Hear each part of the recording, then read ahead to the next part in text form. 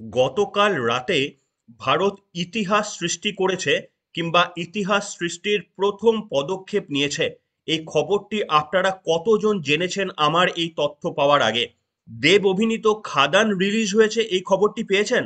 আমার মনে হয় গত রাতে ভারত যে ইতিহাস সৃষ্টি করেছে এই খবরটি যতজন লোকের কাছে পৌঁছেছে, দেবের খাদান রিলিজ হয়েছে এই তথ্যটি আরো বেশি সংখ্যক মানুষের কাছে পৌঁছে গিয়েছে।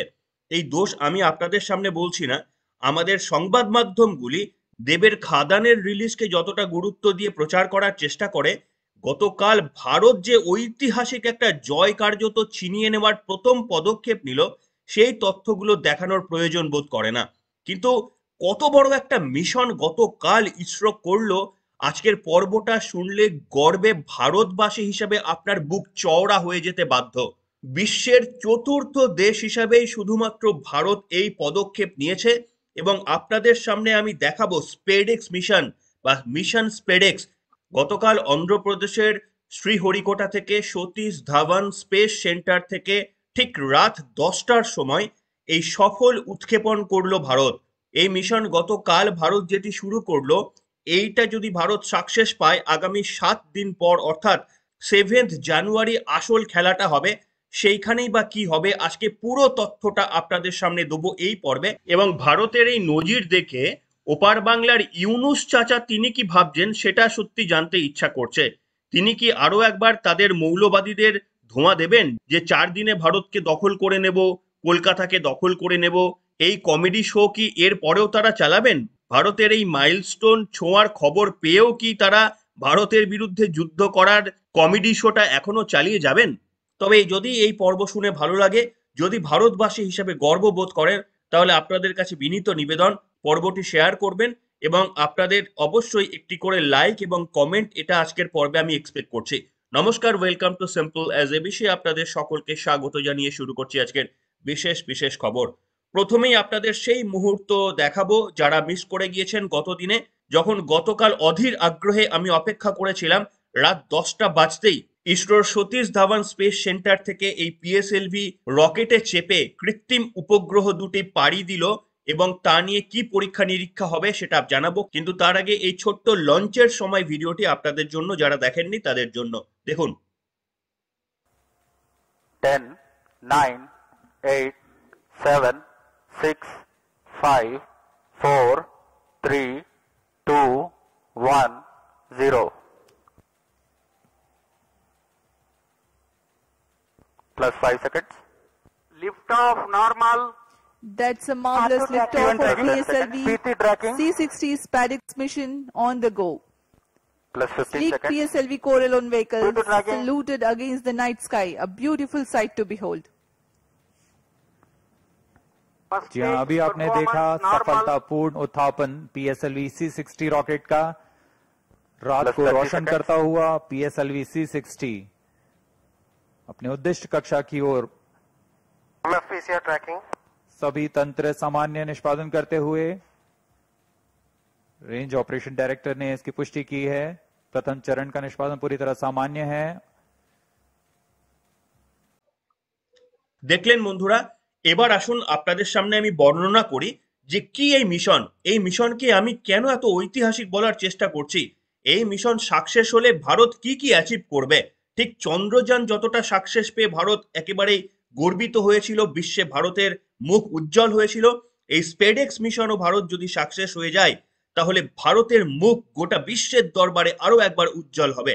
আসুন এবার কিছু তথ্য দিই আপনাদের সামনে। এই যে পিএসএলভি রকেটে চেপে কৃত্রিম উপগ্রহ ভারতের পাড়ি দিয়েছে এবং রাইফেল থেকে ছোড়া বুলেটের 10 গুণ গতিতে ঘুরতে ঘুরতে দুটি কৃত্রিম উপগ্রহের মিলন ঘটবে।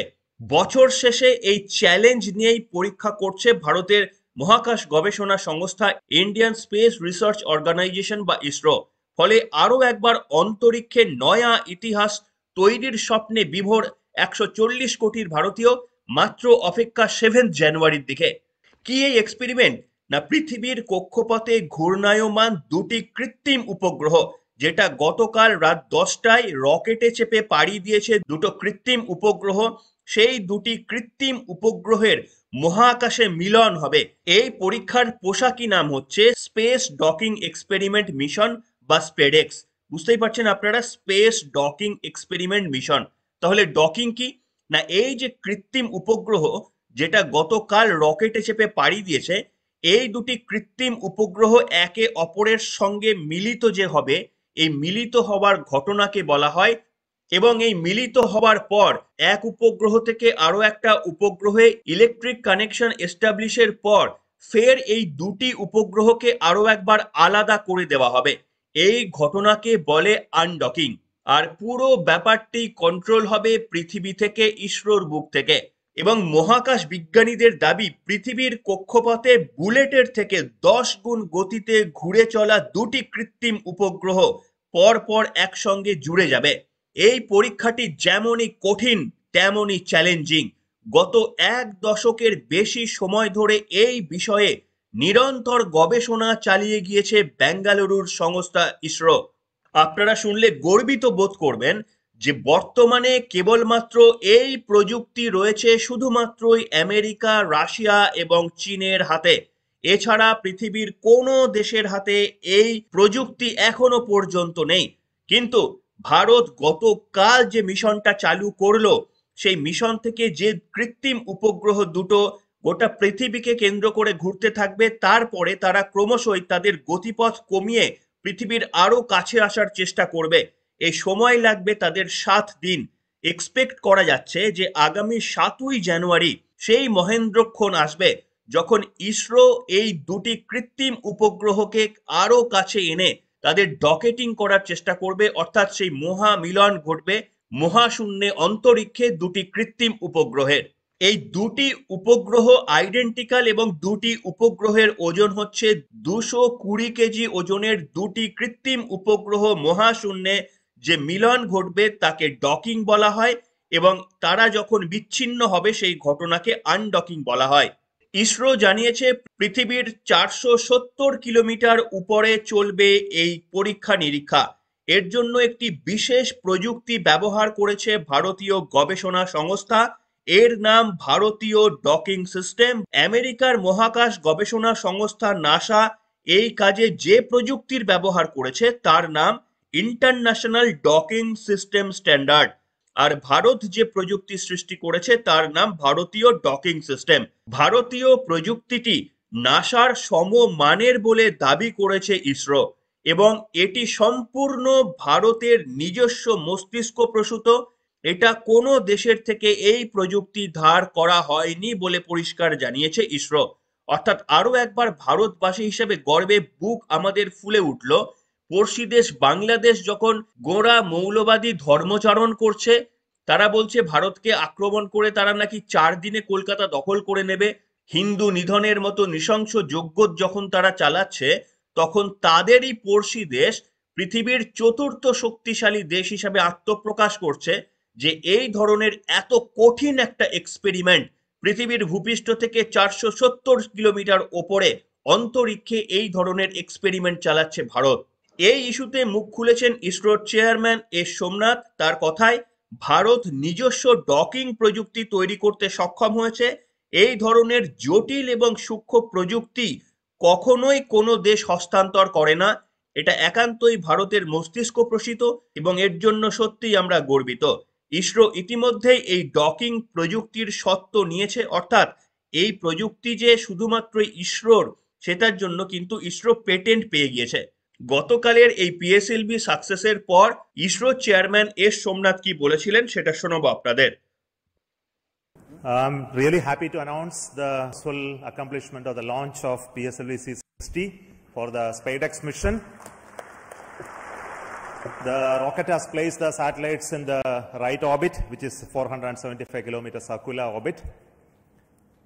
That's only one part of the mission, injection of the SpaceX satellites.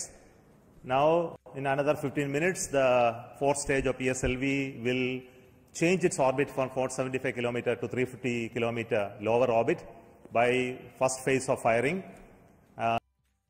And also the second phase of firing will be at about 1 hour 20 minutes later after the liftoff.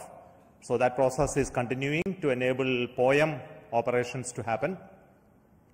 Further to that, the spacecraft is also going to wait for the solar panel. মহাকাশ গবেষণা সংস্থা ইসরো জানিয়েছে পৃথিবীর কাছের কক্ষপথে ঘন্টায় 28,800 kilometre বেগে ঘুরবে এই স্যাটেলাইট দুটি, অর্থাৎ যাত্রীবাহী বিমানের থেকে 36 গুণ বেশি থাকবে এই দুটি কৃত্রিম উপগ্রহের তাদের গতিবেগ। ওই অবস্থাতেই তাদের ডকিং এবং আনডকিং এর পরীক্ষা চালাবে ইসরো। এই পরীক্ষার জন্য কৃত্রিম উপগ্রহ বহনকারী রকেটের নকশা বিশেষভাবে তৈরি করা হয়েছিল। উপগ্রহগুলির গায়ে থাকছে একটি বিশেষ চাদর। ডকিং এর সময় চাদরটিকে সক্রিয় করবেন ইসরোর বিজ্ঞানীরা। তার সঙ্গে সঙ্গেই উপগ্রহের আপেক্ষিক বেগ 0.036 কিমি পার ঘন্টায় নেমে আসবে, অর্থাৎ ডকিং এর সময় দুটি কৃত্রিম উপগ্রহের গতিবেগ অনেকটাই কমে আসবে এবং দুটি উপগ্রহের মিলনের সময় তাদের গতিবেগ দাঁড়াবে সেকেন্ডে 10 মিলিমিটার। বুঝতেই পারছেন, কার্যত একটা স্ট্যাটিক অবস্থায় থাকবে যখন এই ডকিং প্রসেসটা শুরু হবে। এবং এই দুটি কৃত্রিম উপগ্রহের নাম দেওয়া হয়েছে, একটার নাম চেজার, একটার নাম টার্গেট। অর্থাৎ টার্গেট যেটি একটা জায়গায় দাঁড়িয়ে থাকবে আর চেজার সেই টার্গেটের দিকে এসে সেই টার্গেটের কাছে মিলিত হওয়ার চেষ্টা করবে। এই জন্যই একজনের নাম টার্গেট, যেটা নির্দিষ্ট জায়গায় থাকবে, সমান গতিবেগে ঘুরতে থাকবে, আর চেজার সেই টার্গেটের দিকে এগিয়ে আসবে। এবার আপনাদের মনে আশা করি এই প্রশ্নটা উঠতে শুরু করে দিয়েছে। নিশ্চিতভাবে আমরা অপেক্ষা করব আগামী 7ই জানুয়ারি এই যে পরীক্ষাটা হবে, ডকিং আর আনডকিং এর পরীক্ষা হতে এখনো 7 দিন সময় লাগবে। সম্ভবত 7ই জানুয়ারি, এখনো পর্যন্ত ইসরোর যা টাইম বলেছে, সম্ভবত 7ই জানুয়ারি সেই মহেন্দ্রক্ষণটি আসবে। কিন্তু আপনাদের মনে আশা করি প্রশ্ন উঠতে শুরু করে দিয়েছে যে এটার ফলে আমাদের কি লাভ হবে। ডকিং এবং আনডকিং পরীক্ষাটা অ্যাকচুয়ালি কোন টার্গেটের জন্য করা হচ্ছে? যাদের মনে এই প্রশ্নের উদয় হয়েছে তারা সঠিক প্রশ্নটাই করছেন। এর উত্তর হলো, ভারত চাইছে একটা স্পেস স্টেশন তৈরি করতে, অর্থাৎ অন্তরিক্ষে স্পেস স্টেশন তৈরি করার একটা লক্ষ্য রয়েছে ভারতের। গত শতাব্দীর 90-এর দশকে, অর্থাৎ 1990-এর গোড়ার দিকে বিশ্বের 5টি দেশ মিলে তৈরি করেছিল প্রথম মহাকাশ স্টেশন। দুনিয়ায় এর পরিচিতি ইন্টারন্যাশনাল স্পেস স্টেশন হিসাবে, সেটা আপনারা সকলে জেনে গিয়েছেন যে ইন্টারন্যাশনাল স্পেস স্টেশন রয়েছে।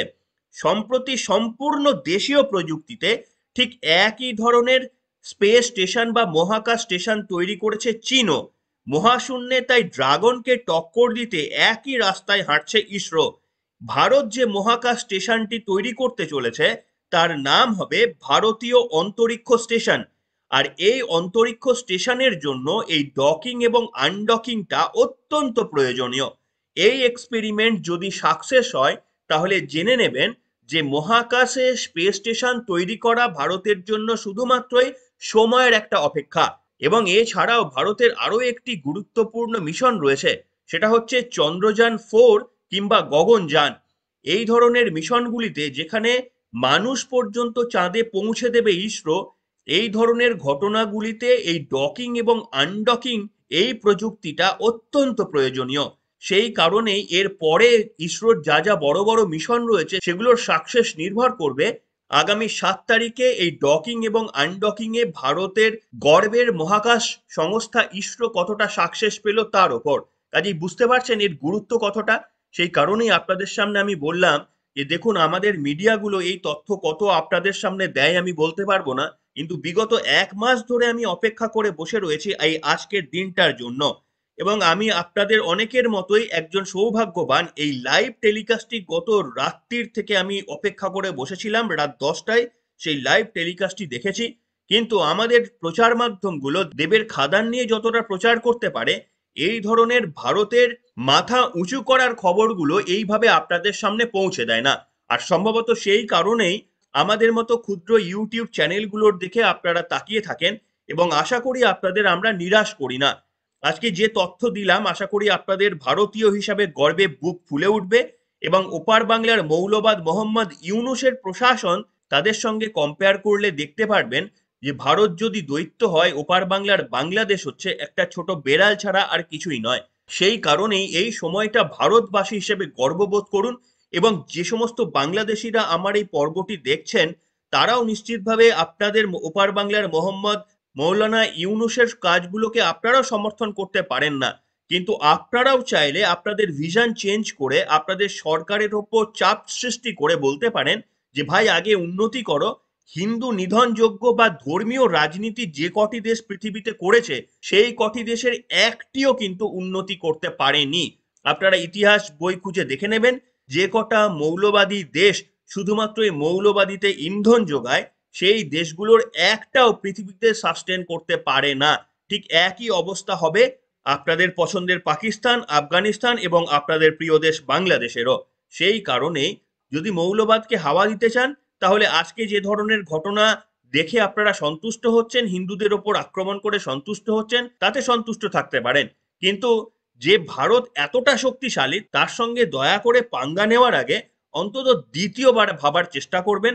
তা না হলে এমন পরিস্থিতির সৃষ্টি হতে পারে যেখানে আপনাদের গোটা দেশটাই বেদখল হয়ে যেতে পারে।